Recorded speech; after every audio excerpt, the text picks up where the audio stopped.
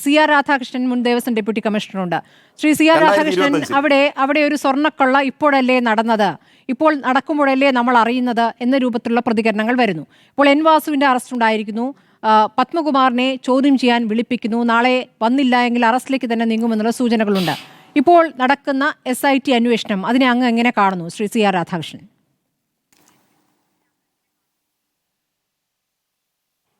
സ്മൃതി, ഈ തിരുവിതാംകൂർ ദേവസ്വം ബോർഡ് എന്ന് പറഞ്ഞ ഒരു ക്ഷേത്ര ഭരണ സ്ഥാപനമാണ്. ഇത് രാജഭരണത്തിലെ ഇന്ന് 214 വർഷം, അത് കഴിഞ്ഞ് നമ്മൾ ജനാധിപത്യ ഭരണത്തിൽ 1950 മുതൽ ഇങ്ങോട്ട് 76 വർഷം പിന്നിട്ട് കഴിഞ്ഞു.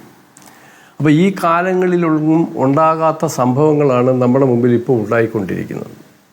അപ്പോൾ ഇത് തന്നെ ഇപ്പോൾ നേരത്തെ ഒരു സ്മൃതി തന്നെ പറഞ്ഞു, ഈ കോടതിയുടെ ഇടപെടൽ 2005-2006 അന്നത്തെ ബോർഡ് ശ്രീരാമൻ നായർ അടങ്ങിയ ഒരു ബോർഡുണ്ടായിരുന്നു. ആ ബോർഡിനെ പറ്റി വളരെ നിശിതമായി വിമർശനങ്ങൾ പല ഭാഗത്തു നിന്നും ബഹുമാനപ്പെട്ട കോടതിയുടെ മുമ്പിൽ വന്നു. ഒരു 10-40ഓളം ആരോപണങ്ങൾ, ഗുരുതരമായ ആരോപണങ്ങൾ. അന്ന് ശ്രീമാൻ AR ലക്ഷ്മൺ അവർകളായിരുന്നു കേരള ഹൈക്കോടതിയിലെ ഡിവിഷൻ ബെഞ്ചിൻ്റെ സീനിയർ ജഡ്ജ്. അദ്ദേഹം ഒരു സബ് കമ്മിറ്റി വെച്ചു. സുപ്രീം കോടതി ജഡ്ജിയായിരുന്നു ജസ്റ്റിസ് KS പരിപൂർണൻ, ഹൈക്കോടതിയിൽ നിന്ന് റിട്ടയർ ചെയ്ത ജസ്റ്റിസ് BM തുളസീദാസ്, അതുപോലെ CBIയുടെ ഡയറക്ടറായിരുന്നു ശ്രീ കാർത്തികേയൻ. ആ കമ്മിറ്റി 2007 ജനുവരി മുതൽ ഡിസംബർ വരെ ഈ കാര്യങ്ങൾ വിശദമായി പരിശോധിക്കുകയും ഈ കമ്മിറ്റി പരിശോധിക്കുന്നതിൻ്റെ കാലഘട്ടത്തിൽ തന്നെ അന്നത്തെ ബഹുമാനപ്പെട്ട മുഖ്യമന്ത്രി ശ്രീ ഉമ്മൻചാണ്ടി സർക്കാർ ഈ ബോർഡിനെ നിയമനിർമ്മാണത്തിലൂടെ നീക്കി വേറെ പുതിയ ബോർഡിനെ നിയോഗിക്കുകയും ചെയ്തു. ഈ കാലഘട്ടത്തിൽ 2007 ജസ്റ്റിസ് പരിപൂർണൻ കമ്മീഷൻ റിപ്പോർട്ടിലാണ് ഇത്തരം സംഭവങ്ങൾ ഇനി ആവർത്തിക്കാതിരിക്കാൻ ഒരു 5 വർഷത്തേക്ക് ഒരു സീനിയർ IAS ഓഫീസറെ തിരുവിതാംകൂർ ദേവസ്വം ബോർഡിലെ കമ്മീഷനായിട്ട് നിയമിക്കണം. അന്ന് അദ്ദേഹം അതിനകത്ത് പ്രധാനമായും പറഞ്ഞത്, ഈ ദേവസ്വം ബോർഡിലെ തനത് ഉദ്യോഗസ്ഥന്മാർ സർവീസിൽ നിന്നും ഈ പ്രൊമോഷൻ കിട്ടി തസ്തികയിലിരിക്കുന്നവർക്ക് ഈ ബോർഡിനെ നിലയ്ക്ക് നിർത്താൻ, അല്ലെങ്കിൽ പല കാര്യങ്ങളിലും അഭിപ്രായം പറയുമ്പോൾ ബോർഡ് അതിനെ അതിജീവിക്കുന്ന ഒരവസ്ഥയാണ് നിലവിലുള്ളത്. അതുകൊണ്ട് ചട്ടങ്ങളും റൂളും വളരെ വ്യക്തമായി നിർണയിക്കാനും അത് നടത്താനും കഴിവുള്ള ഒരു ഗവൺമെൻറ് ഉദ്യോഗസ്ഥനെ നിയമിക്കണം. ഇവിടെ അത് മാത്രമല്ല, അന്ന് നമ്മുടെ ദേവസ്വം ബോർഡിലെ ബഡ്ജറ്റ് അക്കൗണ്ട് സിസ്റ്റം അത് AG's ഓഫീസിൽ ഒരു ഉദ്യോഗസ്ഥനെ നിയമിക്കുകയും ചെയ്തു. വളരെ കഷ്ടമെന്ന് തന്നെ പറയട്ടെ, ഇത്തരം സംഭവങ്ങൾ വന്നതിന് ശേഷം വളരെ ദുരിതപൂർണമായ ഒരു സാഹചര്യമാണ് ഈ സ്ഥാപനം നേരിടുന്നത്. ഇപ്പോൾ 2007 ആ ജഡ്ജ്മെൻറ്റിൽ പറയുന്ന സീനിയർ IAS ഓഫീസറെ നിയമിക്കണമെന്നാണ്. പക്ഷേ ഇപ്പോൾ തിരുവിതാംകൂർ ദേവസ്വം ബോർഡിൻ്റെ നിലവിലുള്ള കമ്മീഷണർ വരെ സെക്രട്ടേറിയറ്റ് മുതിർന്ന ഉദ്യോഗസ്ഥനാണ്. അപ്പോൾ ഈ കോടതി ഉത്തരവുകളൊന്നും പാലിക്കാതെ ഈ നിരന്തരമായി ഈ സ്ഥാപനത്തിന് വളരെ ലാഘവ ബുദ്ധിയോടെ ഈ സ്ഥാപനത്തിനെ കണ്ടുവരുന്നതാണ് ഈ സ്ഥാപനത്തിന് ഇന്ന് നേരിടുന്ന ഏറ്റവും വലിയ പ്രശ്നം. ഇപ്പോൾ നമ്മൾ പറഞ്ഞല്ലോ, ഈ നിലവിലുള്ള ഉദ്യോഗസ്ഥന്മാർക്ക് ഈ ബോർഡ് ഉദ്യോഗസ്ഥന്മാർ ഭരണാധികാരികളെ അവരുടെ നിലവിലുള്ള അധികാരങ്ങൾ അതങ്ങനെ നിൽക്കുകയാണ്. അവർക്ക് വളരെ ശക്തമായ നിയമനിർമ്മാണത്തിലുള്ള അധികാരമാണ് നൽകിയിട്ടുള്ളത്. അത് പഠിക്കാതെ, അതിൻ്റെ പരിമിതികൾ പഠിക്കാതെ അവർ വെറും ട്രസ്റ്റികളാണ്. ഈ ദേവാലയ സ്ഥാപനങ്ങൾ നമ്മളെ കുഞ്ഞുങ്ങളുടെ നിയമമാണ് ഇവിടെയുള്ളത്. കുഞ്ഞുങ്ങളുടെ വസ്തുക്കൾ ആ രക്ഷകർത്താക്കൾക്ക് തിരിമറിയാൻ അവകാശമില്ല. അത് ചെയ്താൽ ആ ചെയ്തവരെ, അവരുടെ തലമുറയെ, അവരുടെ പിൻഗാമിയെ പിടിക്കാനുള്ള നിയമങ്ങളൊക്കെ ഇവിടെ ഈ ദേവസ്വം ആക്റ്റിൽ വളരെ വ്യക്തതയോടുകൂടി പറയുക. ഇതൊന്നും അറിയാതെ വരിക, വന്നിട്ട് ഏത് നിയമങ്ങളും പാലിക്കുക, ചട്ടം പാലിക്കാതെ കൊണ്ടുപോകാൻ പറ്റില്ലെന്ന് പറഞ്ഞാൽ ചട്ടം പാലിക്കപ്പെടുക. അപ്പോൾ ആ കണക്കിലൊക്കെ വാസു സാറിൻ്റെ അപ്പോയിൻമെൻറ്റ് തന്നെ വാസ്തവത്തിൽ വാസു സാർ IAS അല്ലെന്ന് മാത്രമല്ല, അദ്ദേഹം ഒരു പബ്ലിക് സർവൻ്റ് ആയിരുന്നില്ല. അദ്ദേഹം ഒരു ഗവൺമെൻറ് അപ്പോയിൻറ്റ് ചെയ്ത് വന്ന, കാരണം ഈ ബാറിൽ നിന്നും ഗവൺമെൻറ്റിൻ്റെ അപ്പോയിൻമെൻറ്റിലൂടെ വന്ന ആളാണ്. അപ്പോൾ അദ്ദേഹം കമ്മീഷൻ ആരും എതിർക്കാൻ പോയില്ല. ഇപ്പോൾ അതാണ് സെക്രട്ടേറിയറ്റിലെ ഒരു senior deputy secretary, joint secretary അങ്ങോട്ടാണ് വന്നുകൊണ്ടിരിക്കുന്നത്.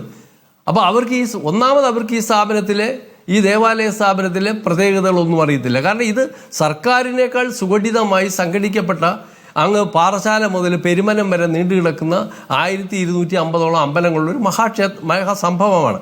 നമ്മൾ സാധാരണ ഭക്തന്മാർക്ക് തോന്നും ഇത് ഈ അമ്പലങ്ങൾ മാത്രമല്ല, ഇതിൻ്റെ പിന്നിൽ 10-18ഓളം സ്കൂളുകൾ, സീനിയർ കോളേജുകൾ, അതുപോലെ തന്നെ പ്രസ്സുകൾ, അങ്ങനെ വളരെ വിപുലമായൊരു സംവിധാനം ഇവിടെയുണ്ട്. അപ്പോൾ ഇത് അതിൻ്റെ ഗൗരവത്തോടെ കാണാൻ കഴിയുന്നില്ല. അത് ആരും മേഖല ഞാനിപ്പോൾ ആ ഒരു പ്രത്യേക രാഷ്ട്രീയക്കാരെയും ഞാൻ ആക്ഷേപിക്കാൻ തയ്യാറല്ല.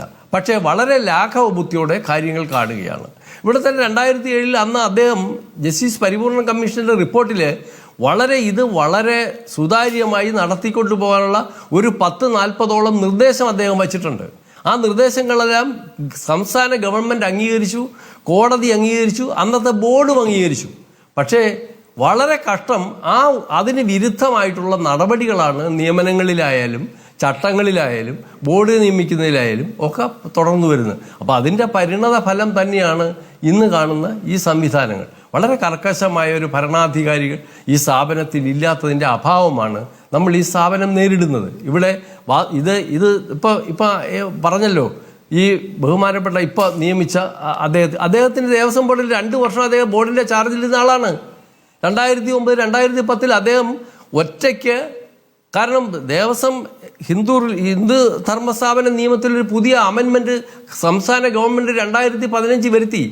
മേജർ ബോർഡ് പ്രസിഡന്റും അംഗങ്ങളും ഇല്ലാത്തൊരു ഘട്ടത്തിൽ ഈ ബോർഡിന് പകരം ഒരു ഗവൺമെൻറ്റിന് ഒരു സെക്രട്ടറിയെ നിയോഗിക്കാം. അങ്ങനെ വന്ന ആൾ അദ്ദേഹം ബോർഡിൻ്റെ പരമാധികാരത്തിൽ ഇരുന്നിട്ടുണ്ട്. അദ്ദേഹം ഫെസ്റ്റിവൽ നടത്തിയിട്ടുണ്ട്. അത് കഴിഞ്ഞ് അദ്ദേഹം 12 വർഷം ശബരിമല വികസന കമ്മിറ്റിയുടെ ചെയർമാനായിട്ടിരുന്നിട്ടുണ്ട്.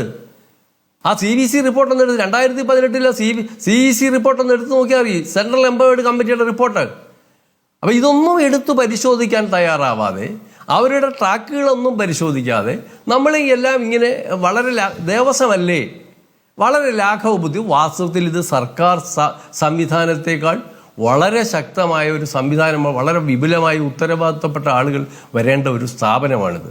അപ്പോൾ അങ്ങനെ വന്നതിൻ്റെ പരിണത ഫലമാണ് നമ്മൾ ഈ കാണുന്നത്. അല്ലാതെ ഒരു 4-5 ഉദ്യോഗസ്ഥന്മാരെ വഴക്ക് പറഞ്ഞിട്ടൊന്നും ഒരു കാര്യവുമില്ല.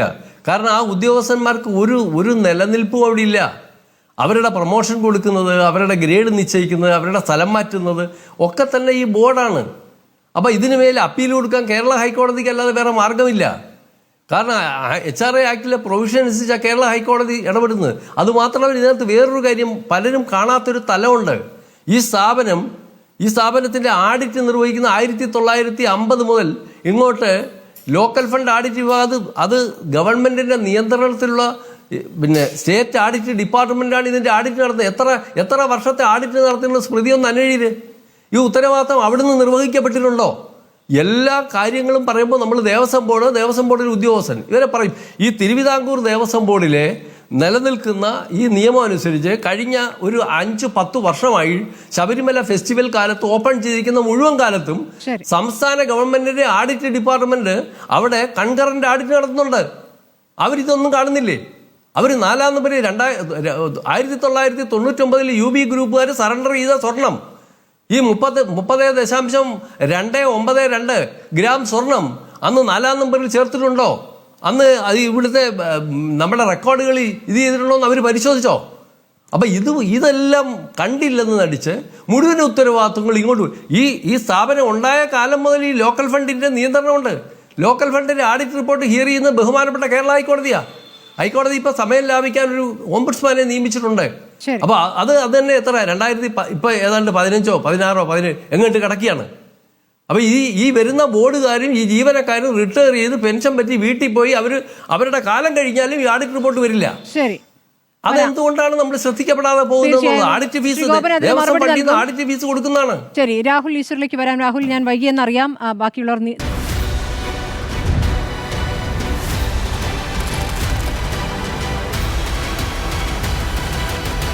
ഡിബേറ്റ് വിത്ത് സ്മൃതി പരുത്തിക്കാട്.